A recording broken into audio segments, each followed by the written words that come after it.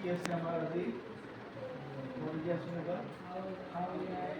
how AI is transforming uses of data মানে AI এ transform মানে কি ট্রান্সফার করা না ট্রান্সফর্মিং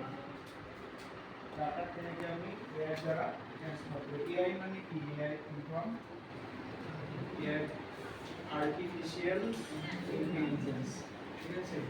আর AI দ্বারা আমি কি করব বলো তাকে কইছে না কেনেকে ডাটা ইউজ করব তেনেকুৱা AI দ্বাৰা তৎক্ষণাৎ আৰু সঠিকভাৱে